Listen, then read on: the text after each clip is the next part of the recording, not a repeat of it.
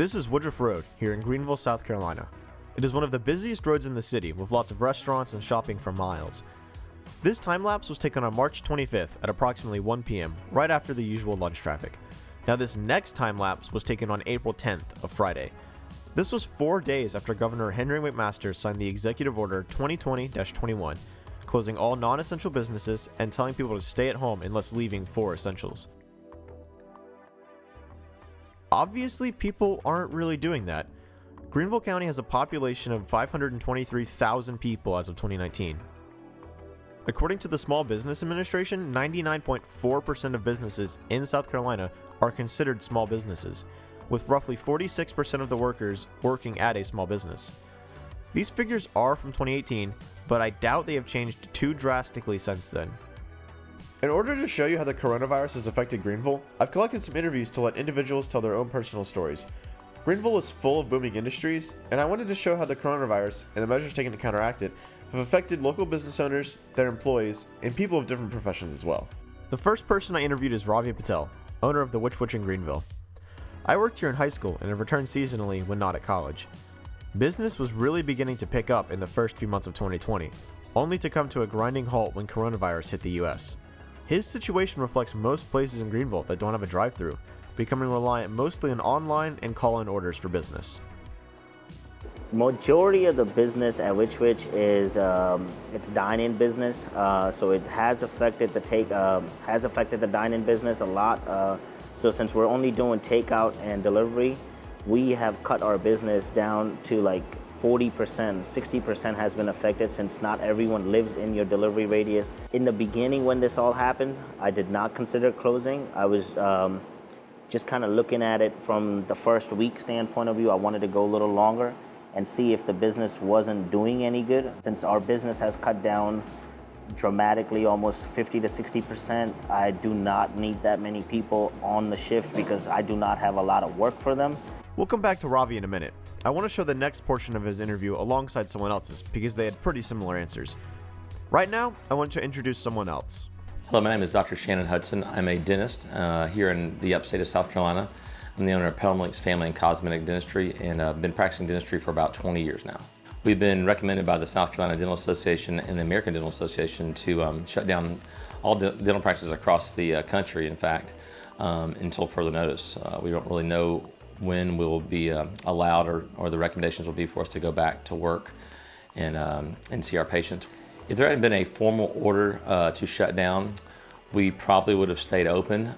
We would have put into practice new regulations and safety guidelines that come from the CDC and the American Dental Association and OSHA. One of the things I was most curious about was how this would affect the business owners in the long term. We have to recover the cost of keeping the business open, most of the fixed costs like rent, insurance, and utilities, electric, and all that bills that we have to recover, that now we're actually 2 to 3 months behind on it. So it will have long-term effect, not too long-term. Being shut down for the last month and a half so far, with really no end in sight at this point in time, not sure if it'll be another 1, 2, 3 months before we'll be able to go back to work. That will have long-term, obviously, economic effects on the business, provided we are able to sustain this and stay open. However, ongoing, the additional requirements that will come out in the future as far as treating patients will also have effects. We may be required to wear full-length gowns, face shields, C95 mask, all the things that are on low supply right now. I can't even get a hold of most of these items.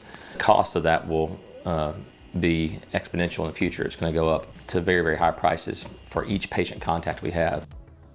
According to the South Carolina Department of Employment and Workforce, there has been a 400% increase in unemployment claims just as of March 19th, 2020. And an article from WIS News in Columbia, as of April 2nd, 2020, nearly 100,000 South Carolinians have filed for unemployment. The max check the DEW can give a week is just $326 per person. Many people are having troubles getting through the system to apply for unemployment. So one thing I'm curious about is how business owners are trying to keep their employees happy, working or not. Once we shut down the office, all of our employees filed for unemployment. That was back on March 16th. And we only have a few employees coming in helping with rescheduling and those type of things at the moment. But for the most part, yes, all of our employees have been laid off and are on unemployment. As of right now, we do not have that many people on payroll. So the ones we do have, I've asked them to see if they want any more hours. And if they do, they've gotten it, and then they have been happy for the most part. But the ones who aren't here, we told them to just go on unemployment and then, just kind of relax at home, stay home, be safe. During this time, obviously, it's a very scary time for our country and, specifically in our world, our employees and our patients. So we've tried to have positive messaging and constant contact with our employees as well as our patients, letting them know that we are here for them and we're going to get through this together. Something that I wanted to ask everyone that I interviewed, not just business owners, was what they thought about the panic overall. Did they feel that the mass panic was justified, or did they think it was a bit of an overreaction? Mostly in this sense, I'm referring to the mass buying of toilet paper, paper towels, and items such like that generally speaking, we probably don't need to buy in bulk for this pandemic. The panic is real.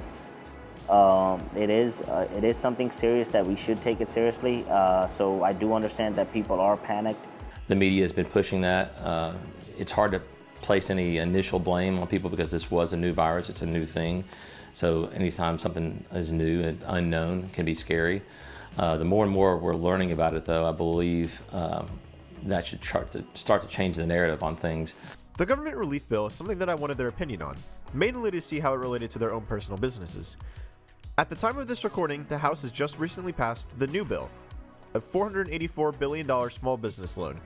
At the time of these questions, I was referring to the first government stimulus bill. In the beginning, there wasn't a lot of clear language in the application process for what it's going to cover, what's not going to cover. So we were basically trying to get clearance from the government. Hey, what do we need to do in order to, get approved for this grant? And then it turns into a grant versus a loan. I believe the government relief bill had good intentions, and it was done in a pretty quick manner. However, there's tons of details to bills like that, and with bureaucracy and the way government works, they say the devil are in the details. The relief bills are just coming out very slowly, and they're very confusing, and we've still not received any funds yet, and we're not sure if they've run out of money for those funds at this point in time. I felt that it might be beneficial to interject right here. My original plan for this documentary was to show only how the coronavirus had affected small business owners in Greenville. As I conducted interviews and collected footage, I thought that it might be helpful to hear from people who work in Greenville that don't own small businesses. So these are people who have all been affected in different ways and all have differing viewpoints on COVID-19. First up is my brother, Christopher Hess. He's a senior in high school who no longer gets to finish his last year. He also works at a nearby Publix and has great information on what it has been like inside the crowded grocery stores day in and day out. Hey guys, I'm Chris. I work at the Five Forks Publix in Greenville, South Carolina. And I'm not wearing pants right now. It was a Friday. I don't remember the exact date. I went into work after school and I clocked in, walked out of the break room, and it was just crazy. It was absolutely insane. I don't think I carried out someone's groceries for an hour. And it was just non-stop, people coming through, large orders, small orders. I was told that we normally do $90,000 in sales. That Friday, we did $250,000 in sales. Okay, so there are arrows all over the ground, and basically it's just a one-way route throughout the store. So if you go down one aisle, you can just go through the next, and then it's like a zigzag throughout the store so that you can remain that social distancing and no one gets, it doesn't get caught up between in aisles and there's a lot of people. The first day or two that we started that, it was hard for people to understand what they did with the store. And then as time went on, I think people followed it more closely.